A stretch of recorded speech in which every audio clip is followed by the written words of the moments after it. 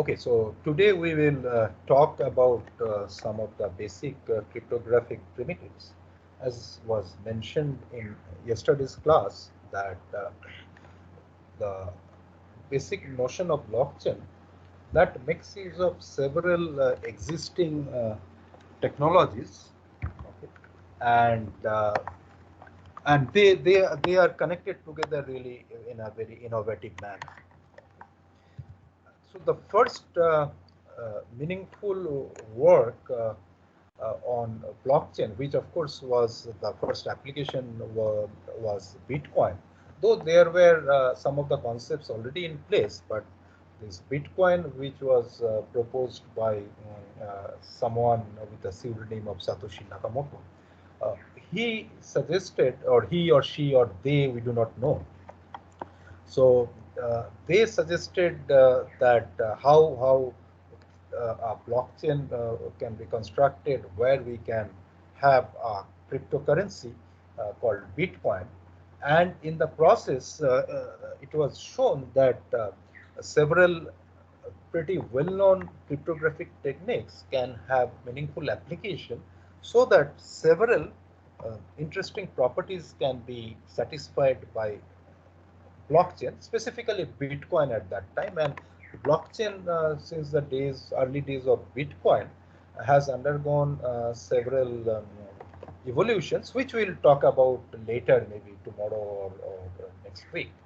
Uh, but the very basic concept of Bitcoin also made use of these crypto primitives, and the current versions of blockchain uh, and various applications, they also do make use of these crypto primitives. So what we'll do is that we will today and maybe part of tomorrow, we will consider these basic concepts, and we are not making any assumption at all about any knowledge about cryptography that you might be having or might not be having. So we are starting from a blank slate, and also if some of you have already done a course, it might just be a revision, and you might already be knowing it. So those who already know some of these basic techniques, you have to bear with us because we are making an assumption that there is zero background for most of the students. Okay, so that is the understanding. So we will go through all the very basic concepts. Now, for blockchain, there are uh, two basic crypto primitives which are in use. One of that is what is called cryptographically secure hash functions, and the other is the notion of digital signature. So we will see the hash functions first. Okay, so whenever we say that we are, whenever we talk about hash functions in this context, we are considering what are called cryptographically secure hash functions, and we'll see what they actually mean. Now, these hash functions, they are, as we'll see, they are used to connect the blocks, quote unquote blocks, whatever they mean at this stage. We'll see what a block is and what is its data structure and so on. And these blocks are connected in a chain, so they are linked to each other, and it is linked in a tamper-proof way. So we'll see that what properties are used to ensure that the linking of the blocks in a chain can be done in a tamper-proof manner. Okay. And the digital signature, uh, what it means is that just like any manual signature, if I sign a document, so that shows that I am willing to do it, and somebody can verify whether indeed it is my signature. Assume that there is some way of verifying that manually, that there is someone who is an expert in verifying signatures if two signatures match. But if that signature matches with the known signature of mine, then that means that first of all, people would know that it is indeed an authentic document which has been signed by me. For example, if I sign a check and the banker matches my signature with the one that is present with their system, if the two match, then they know that it is an authentic presentation of the check. Okay. Also, it ensures that later on I cannot deny that I had issued the check, because it is only me who can put the signature in exactly the manner which is maintained with the banker. Okay. So we'll see that how digital signatures, something akin to these manual signatures on checks, they can also be implemented using cryptographic techniques. So first we will focus on hash functions. Okay. So what are these cryptographic hash functions? Now the simple property is that they are so-called quote-unquote functions. Okay, though I mean they will actually indeed a number of steps of operations, but overall it is a mapping which maps an input message m of arbitrary size. So we consider this to be an arbitrarily sized string, and it generates an output which has a fixed size. Okay, and there are different such hash functions which generate outputs of different sizes.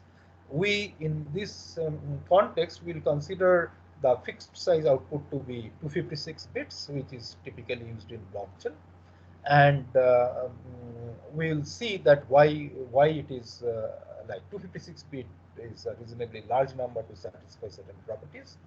And this output, which will be a bit string of 256 bits, it is called the message digest. So the input m is the message, and its hash that we get is called the message digest. What it would satisfy certain properties, as we'll see, but what is important is that this computation of the hash given an input m, that should be pretty efficient.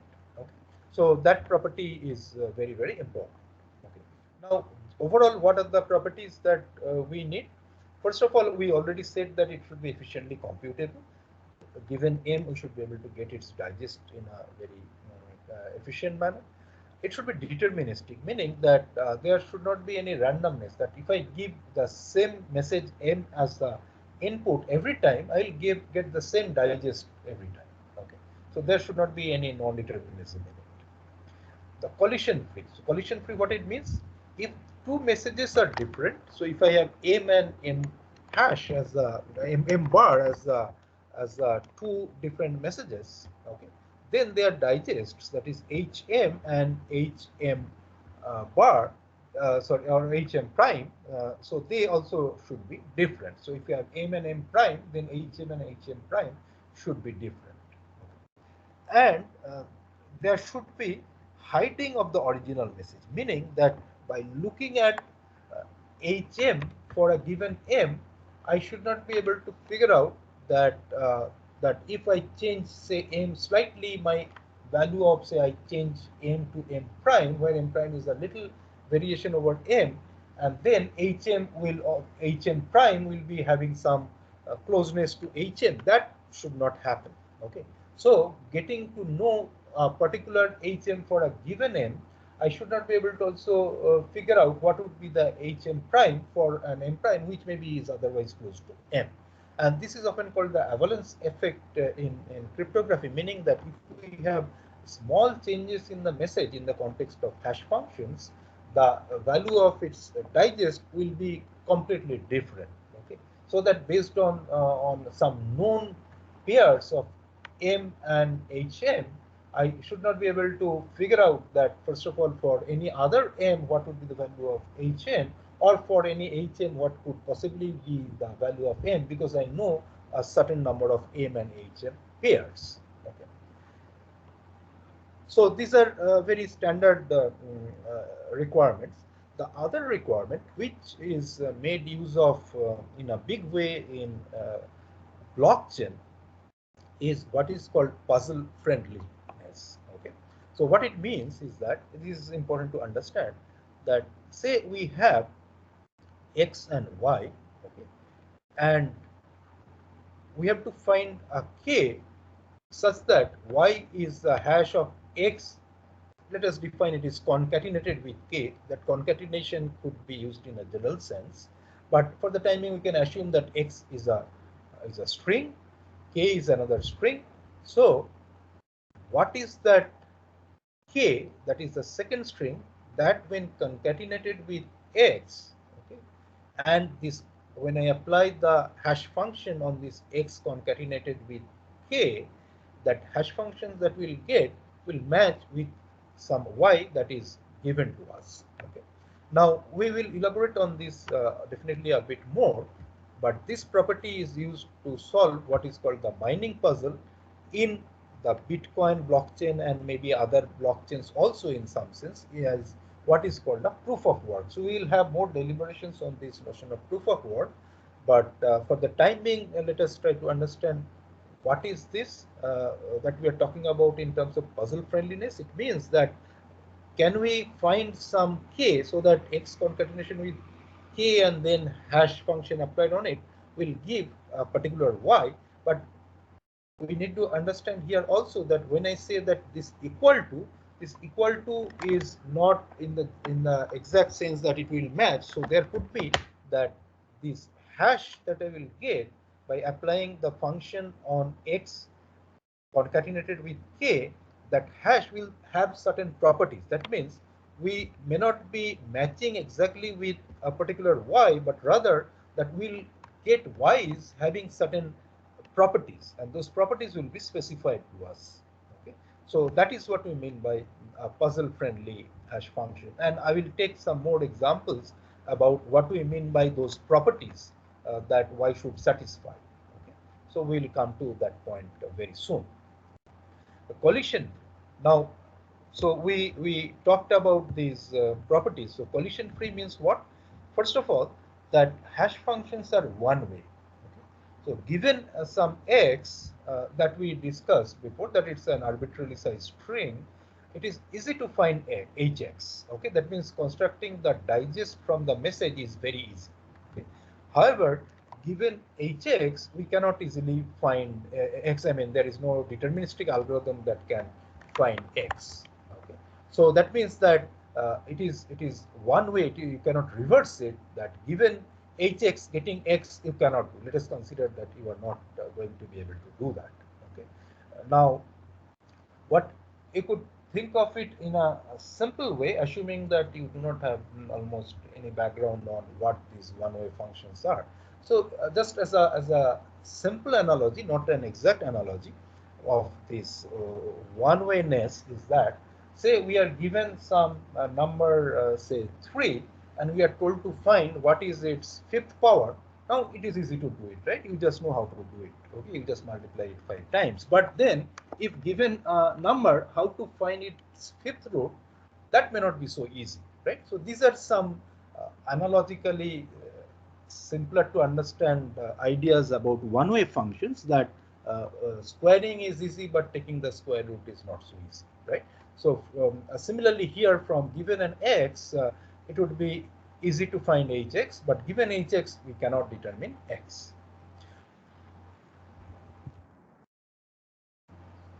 Yeah, so I think it got disconnected, but now it's back. So also the property that is satisfied is that it is difficult to find a pair x and y where x is not equal to y, but hx is equal to hy. Okay. That means that out of all possible, say, strings x and y, can we find a pair, specific pair x and y, where x is not equal to y, yet the digests are the same. Now it is good to see that the term difficult to find in bold. Okay, so it means that it is not impossible, but it is very rarely it is likely it is going to occur. So it is very less likely to occur that there will be two x and y uh, for which the digest is the same, although the messages themselves are different. Okay. Now, out of all such possibilities, one can keep trying x and y and try to see whether they are hashes match, and which is called, there is a collision. So when we have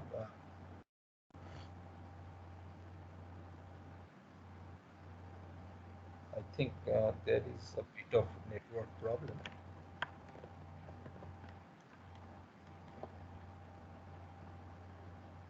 Can you hear me? Otherwise, Yes, sir. Actually, we can see your screen and also hear you. Oh, you can hear us. Okay, okay, good, good. Okay. So that is what is called a collision. That when for two x and y which are not the same, their digests match. Okay, so that is called a collision. Now, this term collision is also something that we describe in the form of what is called birthday paradox. Okay.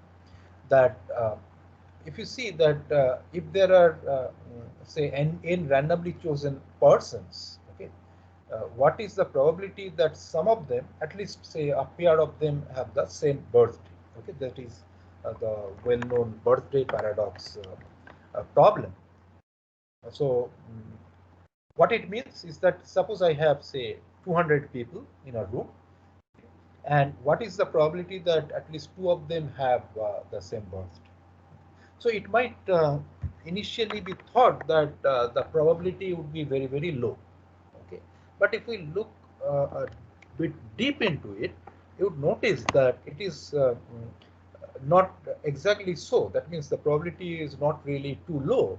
Okay. For example, that as you can see that by pigeon hole principle, that probability would be 1 if the number of people is 366. Okay, so if I considered these birth years are not leap years, and if even if I consider leap year, if there are 367 people, so definitely two of them will have the same birthday. Okay, so with 367 people we uh, get the probability of 1, but that is trivial. But even with 70%, so while with 367 you get a probability of 1, with even 70 you get a very high probability. It's very close to 1 even with only 70. So this can be worked out. Okay? We are not going into how this is worked out.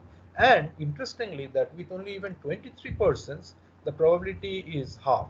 Okay, so even if there are 23% in a room, so randomly chosen means their birthdays are uniformly distributed over all the days of the year and so on. So the probability is 0.5 even for 23 people. Okay, but of course, the point to note here is that our possibilities are only 366 and 367. That's why even with 23 people, we have a probability of 0.5 that two of them will have the same birthday. That means if I think in terms of hash functions, that means that there is a collision. That is as if this people to birthday mapping is like this message to the message digest mapping. So this probability that if the message digest size is say 366, then out of different possibilities with only 23 messages, if we try, their digests are likely to be the same. That would be with a probability of 0.5 or so. Okay, and if we consider say 70 such messages, then almost to 0.999 probability the digest would be the same. So the point here is that the notion of collision can occur provided the message digest size is small. In this example, for birthday, as I said, if it is 367, then very quickly there will be a high probability of collision. Okay, so the goal that is there is that we will have the digest size to be sufficiently large. Of course, this birthday paradox, it places an upper bound on collision resistance. Okay. And it can be shown that an attacker who is trying to find two messages with the same digest needs to try out 2 raised to the power n by 2 number of hash operations so that the probability of two matching outputs will be having a probability of greater than 0.98 if the hash function produces n bits of output. That means if the digest size is n bits. Okay. Now, of course, that means that to be of any practical use, the hash functions should be such that they generate these outputs, the digests, which are of very large size. And typically, what we will use is a hash function in the context of blockchains, which generate these digests, which are of size 256 bits. Okay. So going by the second bullet, that the attacker would need to compute 2 raised to the power 128 hash operations, and which is definitely pretty time consuming. So you see that even if one in 1 microsecond, that means if there is a way to compute 10 raised to the power 6 hashes in a second, this also is going to take 10 raised to the power 25 years. And this operation of say one hash computation in 1 microsecond, even if it is in 1 nanosecond or so, you see that the time it will take to uh, obtain two inputs for which there is a collision, that would be enormously large. So for all practical purposes, we can consider that if we have two hashes to be the same, then the original messages are the same. That means for two messages being different, yet their hashes to be the same, that will occur with very, very low probability. Okay. So that is an important point to note here. That is that of course, that if hx equal to hy, it is safe to assume that x is equal to y. Okay. And if hx is not equal to hy, that would mean that x is not equal to y. Now, why we are talking about this hash value, etc.? What is the importance? So one use of that we can think of is like this: that suppose there are two letters, okay, letters or two emails, okay, uh, where we want to see whether the two emails have the same content. Okay. Now, one way would be uh, to check the two mails, the contents of the two mails, like word by word, letter by letter, and spacings and everything. And then if all of these match, then we'll say that the two emails are exactly the same. Okay. The other way of doing it is that each of these mails I can consider to be a message of arbitrarily sized strings. Okay, and then I could compute the hash of the first mail. So if the first mail is x, I could calculate its hash hx. For the second, I could get its hash hy, and the mail I consider as y. And then we simply match hx and hy, and if these two are exactly the same, then as going by the first bullet, then hx equal to hy, that means x is equal to y. And if hx is not equal to hy, then x is not equal to y. So you see that it is very easy that instead of computing or checking two such large arbitrarily sized messages uh, directly, we could compute their hashes. And as we said before, computing the hash is very efficient. So what will happen is that we could get their hashes and simply check the two. And if they are not matching, then we are sure that the messages are also different. Okay. So as is mentioned in the third bullet, that the size of the digest is 256. If it is 256 bits, it's a matter of only matching 256 bits. Okay, so it is very efficient. What we'll do is that we'll take a look at this concept through an example. Okay, because so far what I said, it still might not be very clear, like what does this hash look like and so on. Now we are referring to a site which is a supporting site for this book, which is called Blockchain Basics and Non-Technical Introduction in 25 Steps by Daniel Drescher.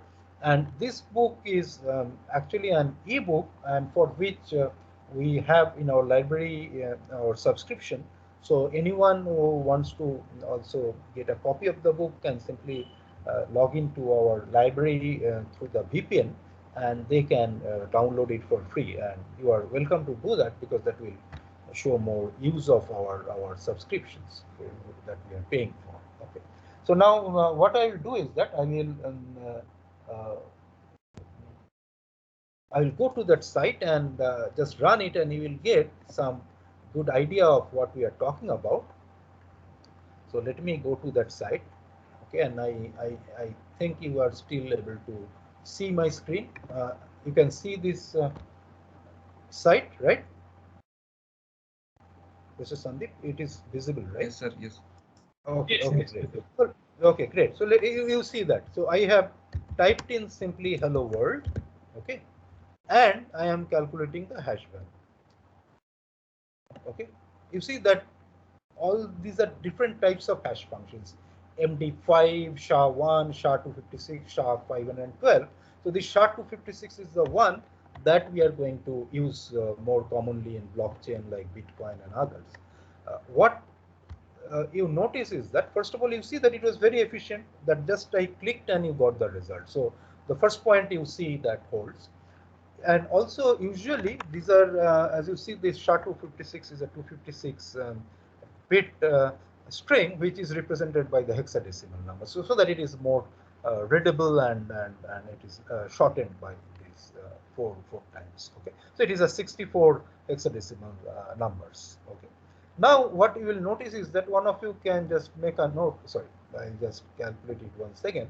So SHA-256, if you see that the first three or four these numbers are A591. Okay, so it is A591, and now I just put a space here, and then I do it. You see that SHA-256, that A591 is completely lost. So that is what we said, the avalanche effect, that even for a small change, the digest will have completely different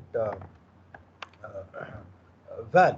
Okay, so and this is how these hash values look like, and just if you just simply change it, as you can of course understand that I put something here and calculate it, and you will get a completely different hash and so on. Okay, so I believe that gives you some idea about what we are talking about here. Is there any questions up to this?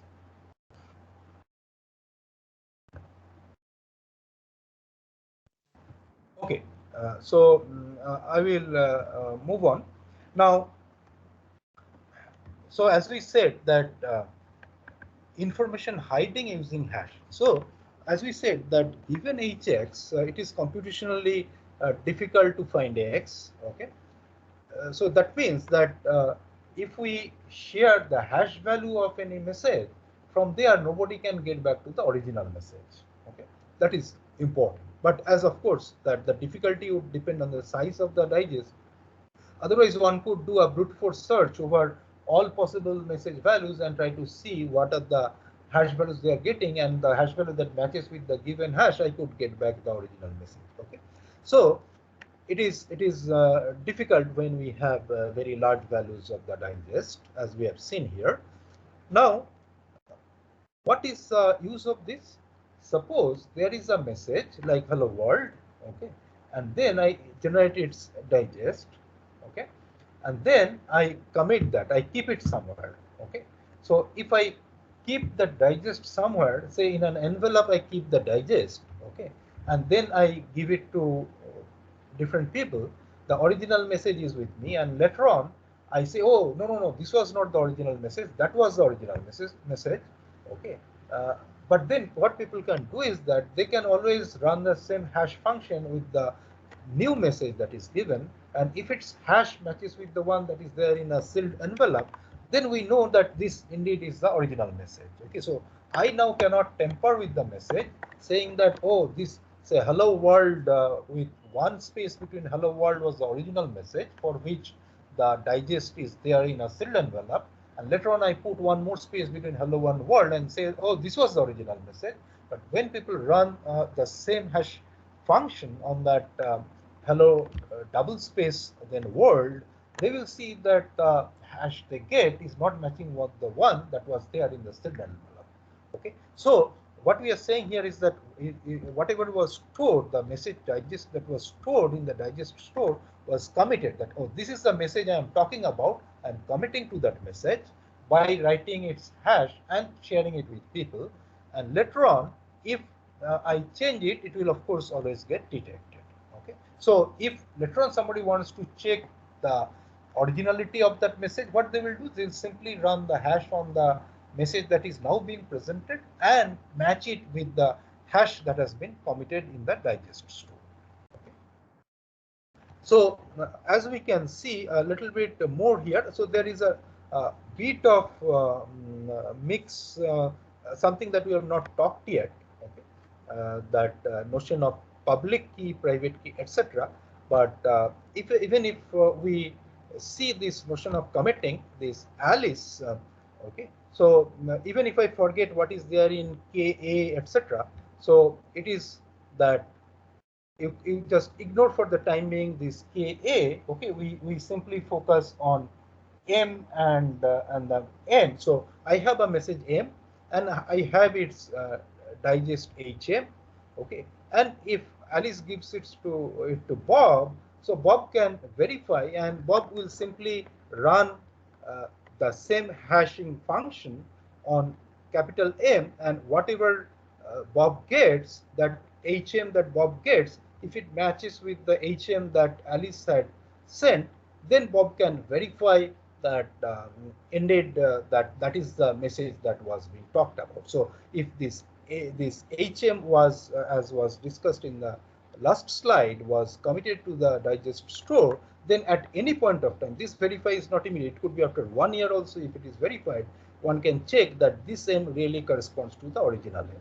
And if Bob now sends it to Jen, though Jen looks more like Messi in this figure, but so if we assume it is Jen, so Jen also can do the same thing. So you see that Alice can send it to Bob, Bob can send it to Jen, and so on. And this, whatever we are trying to do with this public key of Alice, we can talk about later when we have covered the details of public key, etc., so that you can better appreciate it.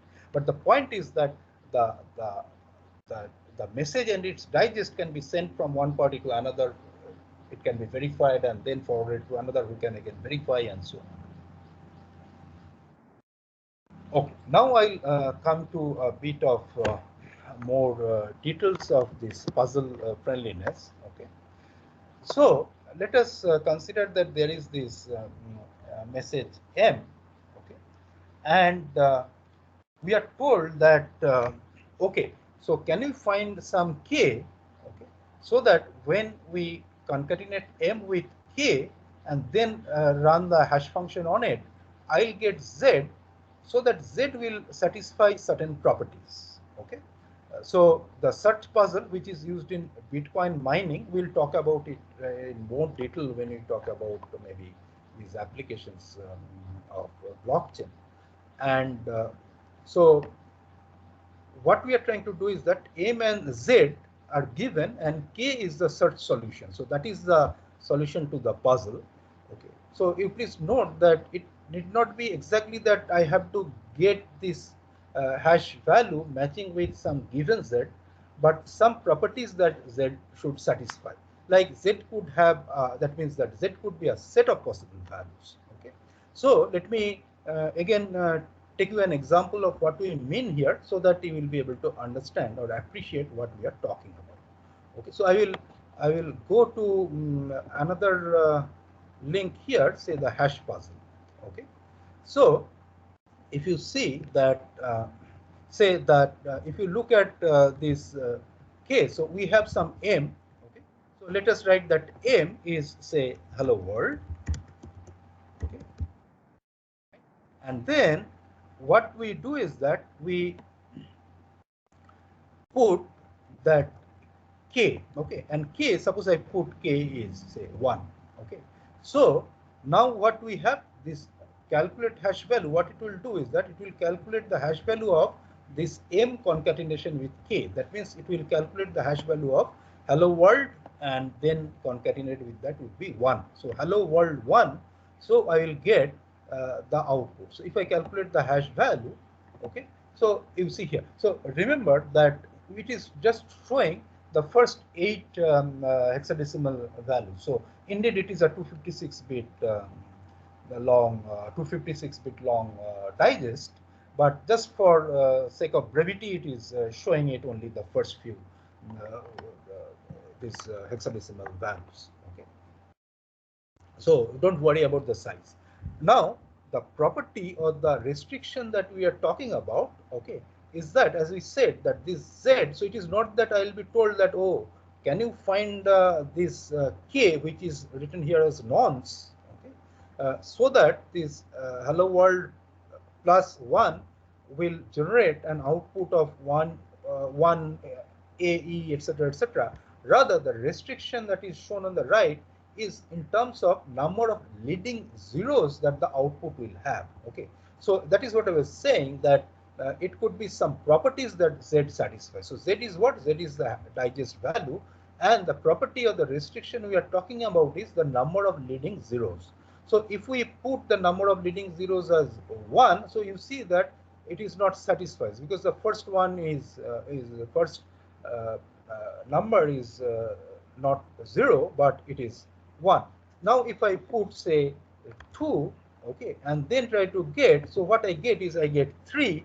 Okay, so it is not yet having a leading 0. Okay, so now if I try 3, and again, as you see that we still not get the solution. So what we are talking about here, the search puzzle, is that can we put some value of nonce here, which will generate that output, that is what we denote here as Z, having that property satisfied, that the restriction, that number of leading zeros is 1.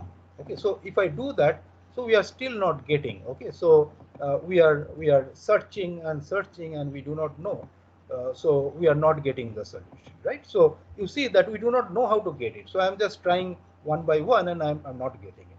So what this application actually helps us do is that it will help us, that there is an option that instead of we putting these one by one, I click on this hash puzzle, and you see that it will give us the answer. So what it says is that if I had put that k equal to 11, then this hello world plus 11, when it is hashed, it generates the output 059, and you see that the leading zeros of one leading zero, that restriction could be reached, and that means that I could get this property satisfied. Okay, so that is what this search puzzle is all about. Now you see that, interestingly, suppose I change it to 2 leading zeros. Okay, fine. So if it is 2 leading zeros, okay, and I try to solve the hash puzzle, it shows that 169 gives these 2 leading zeros, and if I make it 3 leading zeros, okay, it gives us this solution as this thing, and it could get it after 167. Mind it that it is just because there are more leading zeros does not mean that nonce value will always be more. It might just be that hello world concatenated with maybe 10 would have given 3 leading zeros. Okay, but I mean, it is as we said, that we do not know exactly how the digest will look like. Okay, given this data. Okay, but as you can understand that if we are talking about more number of leading zeros, then it might need lot of such calculations to be done, and only then it will be able to get to the result. Okay, so it might take, so as you can see, when I have clicked on 6, it is taking more time to compute. So of course that it is giving more restriction. Okay, so it became non-responsive because it is taking a lot of time. Okay, it was just to give you an idea that and also you see that if we put more number of leading zeros, it is actually telling us a property that this hash that we'll get is less than something. Okay, that if it is only 10, so it means less than 0 and the rest of it. So that means that hash is less than that number which starts with 0. If we say that there are 2 leading zeros, it means that the property that we would like the hash to be satisfied is that it is less than a number for which the left two hexadecimal number bits digits are zeros. Okay, so that is what we mean by puzzle, and you see that it is puzzle friendly, means one can try it, and as is mentioned that this it implies that one needs to actually search this whole space somehow, and one can try with random searching, or one could keep on trying searching like sequentially 1 2 3 4 etc. If this nonce is assumed that it's a decimal number, so one could actually keep on searching and getting to see that whether we are getting the appropriate value of z. Okay, so that is something that we'll use in a big way as we talk about mining. So as already mentioned, that SHA-256 is used in Bitcoin mining. Okay, and it generates 256-bit digest and so on. And these are the steps for processing which will not be useful for as such for the course, because as you have seen that there are indeed simple C functions, Python functions, and that program that we saw was written in some Java code that was running. So So these functions are readily available, and one can make use of those functions so that we can generate the required hash values given any arbitrarily sized message. Okay, but we have the details here that given a message initially, it is padded with some more zeros to make it a multiple of 512, and then whatever be the size, which is a multiple of 512, that is divided into some capital N number of blocks. So if the size, for example, is 1024, it will be divided into two blocks, each of size 512. If it is like 3 times and so on, so that will determine the number of 512-bit blocks in which the message can be divided. Okay, and then each of these blocks is further divided into 32-bit sub blocks. So these are more details about how it works. Okay, and these blocks are now processed one at a time. So there is initially a fixed hash value, so which is again a 256-bit hash value, and then sequentially it will compute from the previous hash. From H0 it will get H1, and it uses a compression function, and there are these modular 2 raised to the 32 additions and so on. So basically these are done as is shown here with some initialization vector, which is initial hash value, and from there for each of these M0, M1 up to Mn, that is what was shown here, those capital N number of 512-bit blocks. So those are computed one by one, and finally we'll get the message digest. So that is basically a bit of an idea about how this SHA-256 algorithm works. But even if you have some assignments, you can simply make use of the functions. You don't have to actually implement these levels of detail. So up to this, is there any question before I move on to the next part? Someone has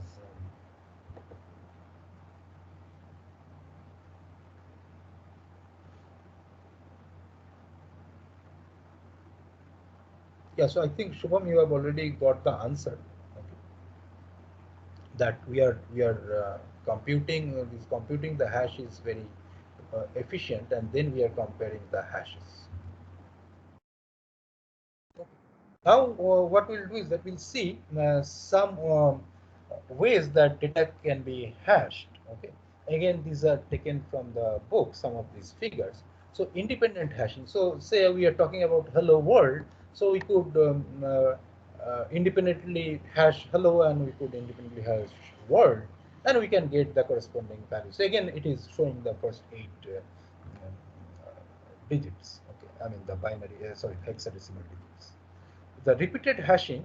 So if you see that the interesting part is that from hello world, if we do the hashing, we get the 256 bit digest. Okay, whatever is the digest we are showing, assume it is 256 bit. But then once it is 256, again if I apply hash, I will get another 256 bit hash, and again on that 45A, 47, whatever, if I again apply the hashing algorithm, I'll again get another 256-bit hash, and so on. So you see that advantage is that we can repeatedly keep on hashing on the previous hash. So that is something we will possibly make use of as we proceed.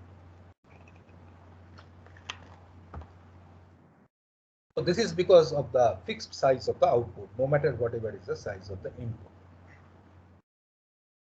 Now, combined hashing, of course, the one that we did. So if there are two different strings, so we could combine them and generate the string. Okay. The other possibility is that we first say hash the first part of the string, or say this first string is hello. I get its digest, and then the second string is world. So I could concatenate world with the digest of hello, and then the two, after concatenation, I apply the hashing algorithm, and I get the hash, the final hash, which is basically the first string hashed once, and then that hash concatenated with the second string is again hashed. We get this, so we can have a sequential hashing. There could be hierarchical hashing, and which also we'll see that how we make use of. So almost all of these we'll see that there are different applications as we talk about the different steps of creating a blockchain. So what could be done is that for hello we get a digest, and for world we get a digest, and then the two can be concatenated and we can get a digest of these two digests also. Okay. So these are different ways one can possibly hash these different strings in different combinations. Okay. So that is about hashes. Okay. Now this hash, the application so far we have talked about, that is more about comparing some messages. It is about protecting them, that once we have committed, then later on it cannot be changed. So these are certain good properties of hashes. The next concept is what is called a cryptographic hash pointer, often called hash reference. Okay, so it is a pointer to a location, okay, where some information is stored, and also the hash of the information is stored. Okay. So let me try to explain what we are trying to get at. Okay. So first of all, let us see that what is the use of this hash pointer. So this hash pointer can be used to retrieve the information, like any pointer we can use to go to the next stage and get that information that is stored there. And also this hash pointer, because it is not a regular pointer, it's a hash pointer. What it will also let us do is that it will let us check the information whether it has been modified or not. Okay, because what we can do is that we can see that the the current data that is there, if we create its hash, then whether that hash matches with the hash to which this pointer was pointing to, that is a stored hash value.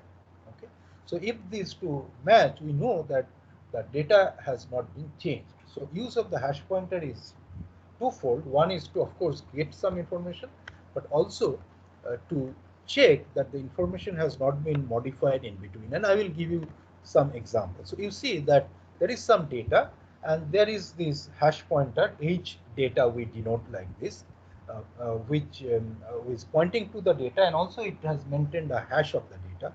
So you see that it is like a linked list, of course. So if we consider a linked list, what we have is, if we follow the pointers, then I go from the head pointer, I get to the head, and then to the next node, and the next node I can get the data. Or if I'm interested in the data in the following node, I will again use the pointer to go to the next node, and I can get the data, and so on and so forth. Okay, so let's consider a simply like singly linked list non-circular. But see, if I keep the data in a linked list, okay, so in the first node I had value of 10, then 20 and 30 and 40 and so on, okay. But then if somebody also used that head pointer and then followed and changed that 30 to 35, so after that, if I again follow the pointers and try to get the data in the third one, third node, I will get 35 instead of 30, and I will not know exactly whether I had kept 30 or I had kept 35, or I kept 30 and somebody changed it to 35. So I get 35, right? So so I do not know that somebody changed that 30 to 35. Okay, but if I use this hash pointer, okay, in that case, what will happen? I'll also have a somewhere I will maintain that the hash of that 30. Okay, so now once I get that 35, okay, I will create its hash. Now that hash of 35, I'll try to match with the hash that I had maintained, which was hash of 30, and these two are not matching. So I know that there somebody has gone and changed the data from whatever I had stored to something else. Okay, so now one way of, again, an analogy, a simple analogy I'll give and then stop for the day, is that say I go and go to, say, Big Bazaar, and I have a backpack. So before I can enter Big Bazaar, these people will take my bag, right? So they will keep in a in a box there and give me a token, right? Now this token is a pointer to that particular box. So later on, when I present the token, that he will return me the bag. Okay. Now a possibility is that now that token, so I can create another token which can point to that token, and that second token I can give to my friend. Okay, so that if I want to actually get to my bag, I have to first ask my friend to show his token so that I know the token points to my token and then my token will point to that particular bag. But even in that case, what happens if someone there replaces my backpack with somebody else's handbag, then there is no way. If I present my token, the person there, the security person, will return me that handbag, not my backpack, because there is no way I can prove that I had kept backpack and not a handbag. Okay. But if in some way in that token also it's written it is backpack, okay, then what will happen? Then he cannot hand me over a handbag. Okay, so that is like the hash pointer. But of course, I could always change that. Even if I had kept a handbag, so I could have changed the entry there from handbag to backpack, and later on claim that I had kept a backpack. Okay, this hash pointer is like this, that the that cannot be done because you will have a hash of that handbag that would be kept, and if you try to change it to handbag, then the original hash would still be about the digest of the handbag, and hence this hash of backpack will not match with the hash of handbag, and you will not get back your one, because people will say, the security person can say that no, you change the things and it got detected. So that is the notion of hash pointers. Okay, so I think we are it's almost time. So instead of proceeding further, I'll stop here. So if there is any quick question, then we can answer. So this is just the last one. Maybe I'll conclude with this. So it is like this hash pointer, this R1. So it is pointing to hello world. Now you see the exclamation mark at the end of world. Now if this data is changed to question mark, so instead of exclamation, so then this R1, the hash pointer will break. So it will not be pointing to the correct one, and it will detect that indeed something has been changed, unless somebody also has changed that R1 to be the hash. It is pointing to the location where the data is kept, and also the hash has been changed to that of hello world question mark. In that case, you cannot detect if both the things have been changed. But as we'll see later, that this property can be further extended with the use of the hash puzzles that we talked about, so that these changing things will not be very easy to do computationally, which will serve as the backbone of building the blockchains. So we'll talk about that later. Okay, but I think I should stop here now. If there is any question, then I can answer. Otherwise, we'll stop.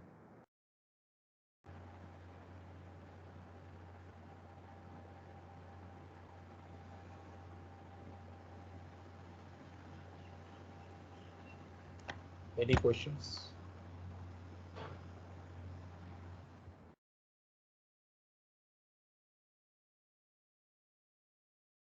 We'll stop the recording.